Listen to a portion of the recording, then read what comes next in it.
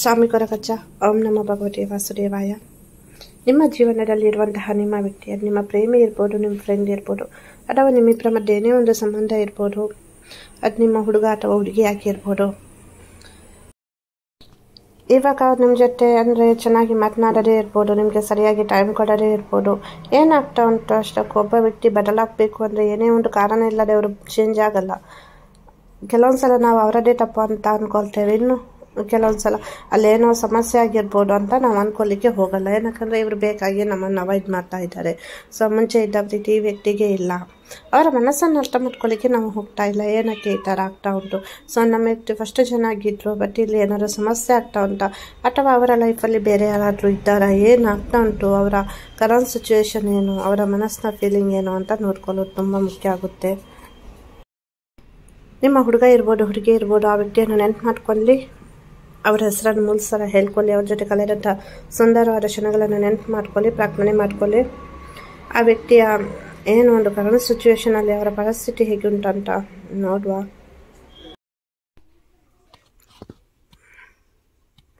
ನಿಮ್ಮ ವ್ಯಕ್ತಿಯ ಅಂದರೆ ಕರೆಂಟ್ ಸಿಚುವೇಶನ್ ಏನು ಅಂತ ಇಲ್ಲಿ ಕೆಲವೊಂದು ವಿಷಯ ನಡೀತಾ ಉಂಟು. ಅಂದರೆ ಇಲ್ಲಿ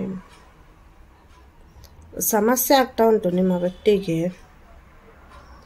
ನಿಮಗೆ ಟೈಮ್ ಕೊಡಲಿಕ್ಕೆ ಆಗ್ತಾ ಇಲ್ಲ. ಅವರಿಗೆ ಏನೋ ಒಂದು ಅವರ ಜೀವನದಲ್ಲಿ ಹಿಂದೆ ಘಟನೆ ನಡೆದಿರ್ಬೋದು, ಅಥವಾ ಕರೆಂಟ್ ಸಿಚುವೇಶನಲ್ಲಿ ಸ್ವಲ್ಪ ಆ ವ್ಯಕ್ತಿಗೆ ಮೈಂಡ್ ಕೂಲ್ ಆಗಬೇಕು, ಪೀಸ್ ಆಫ್ ಮೈಂಡ್ ಬೇಕು ಅಂತ ಅನ್ನಿಸ್ತಾ ಉಂಟು.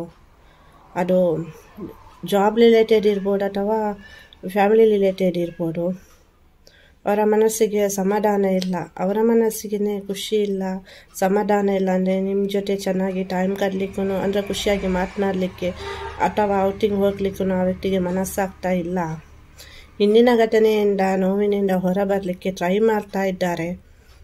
ಇಲ್ಲಿ ನಿಮಗೆ ಗೊತ್ತುಂಟಂದರೆ ಇದು ಜನರಲ್ ಆಗಿರುತ್ತೆ. ಅವ್ರು ನಿಮ್ಮ ಜೊತೆ ಇರುವಾಗ ಇರ್ತಾರೆ. ಸೊ ಅವರ ಬಿಹೇವಿಯರ್ ಹೇಗಿರುತ್ತೆ, ಸಡನ್ಲಿ ಆಗಿ ಅವರು ಡೆಲ್ ಆಗ್ತಾರೆ, ಕರೆಕ್ಟ್ ಮಾತನಾಡಲ್ಲ, ನೀವೇನು ಕೇಳಿದ್ರು ಹೇಳಲ್ಲ. ಅಂದರೆ ಇಲ್ಲಿ ಒಂದು ಬ್ಯಾಲೆನ್ಸ್ ಮಾಡ್ಕೊಳ್ಬೇಕಾಗುತ್ತೆ. ಅವರು ಎಲ್ಲವನ್ನು ಒಂದು ಬ್ಯಾಲೆನ್ಸ್ ಮಾಡಿ ಒಂದು ಖುಷಿಯಾಗಿರಬೇಕು ಅಂತ ಹೀಲಿಂಗ್ ಪ್ರೊಸೆಸ್ಸಲ್ಲಿ ಇದ್ದಾರೆ. ಅವರು ಬ್ಯಾಲೆನ್ಸ್ ಮಾಡ್ತಾರೆ. ಪ್ರಾಬ್ಲಮ್ ಇದೆ ಇಲ್ಲಿ ಅವರಿಗೆ. ಅದು ಫ್ಯಾಮಿಲಿ ರಿಲೇಟೆಡ್ ಇರ್ಬೋದು ಅಥವಾ ಜಾಬ್ ರಿಲೇಟೆಡ್ ಇರ್ಬೋದು. ನೋವುಂಟಿಲ್ಲಿ ಅವರಿಗೆ ಏನೋ ಒಂದು ಮನಸ್ಸಿಗೆ ತುಂಬ ನೋವಾಗಿದೆ. ಆ ಘಟನೆಗಳಿಂದ ಅವರು ಹೊರಬರಬೇಕು. ಸದ್ಯದ ಪರಿಸ್ಥಿತಿಯಲ್ಲಿ ಅವರಿಗೆ ಮನಸ್ಸು ಸರಿ ಇಲ್ಲ, ಏನು ಮಾಡಬೇಕು ಅಂತ ಗೊತ್ತಾಗ್ತಾ ಇಲ್ಲ.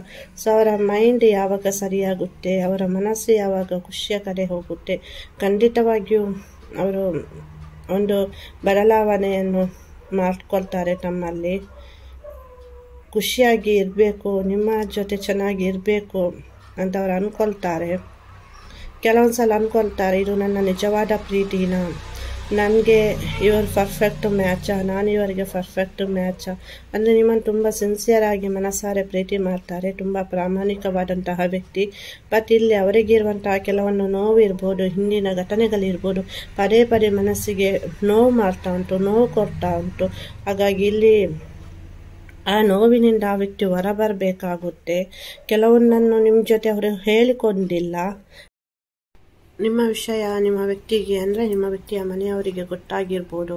ಸೊ ಅಲ್ಲಿ ಏನೋ ಒಂದು ಸಮಸ್ಯೆ ಆಗಿರ್ಬೋದು, ಅವರ ಪೇರೆಂಟ್ಸ್ಗೆ ಗೊತ್ತಿರ್ಬೋದು. ಸೊ ಹಾಗಾಗಿ ಆ ವ್ಯಕ್ತಿಗೆ ಇಲ್ಲಿ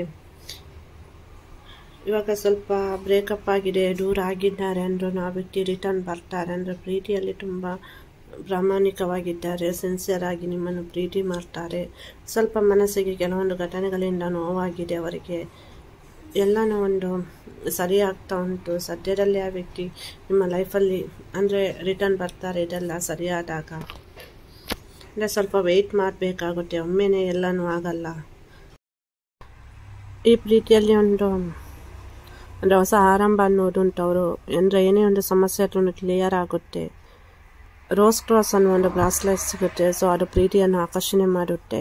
ಸೊ ಅದರದ್ದು ಪ್ರಾಡಕ್ಟ್ ಲಿಂಕನ್ನು ನಾನು ಡಿಸ್ಕ್ರಿಪ್ಷನಲ್ಲಿ ಹಾಕಿರ್ತೀನಿ. ಹಾಗೆಯೇ ಪ್ರಾಡಕ್ಟನ್ನು ಟ್ಯಾಗ್ ಮಾಡಿರ್ತೀನಿ. ನಿಮ್ಮ ಪ್ರೀತಿಯಲ್ಲಿ ಏನೇ ಒಂದು ಸಮಸ್ಯೆ ಇದ್ರೂ so on and of situation ಇದ್ರೂ ಅದೆಲ್ಲನೂ ಸರಿಯಾಗುತ್ತೆ. ತುಂಬ ಶಕ್ತಿಶಾಲಿಯಾದಂತಹ ಬ್ರಾಸ್ಲೈಟ್ ಇದು. ಎಲ್ಲರಿಗೂ ಒಳ್ಳೆಯದಾಗಲಿ. ವಿಡಿಯೋ ನೋಡಿದ್ದಕ್ಕಾಗಿ ಧನ್ಯವಾದಗಳು.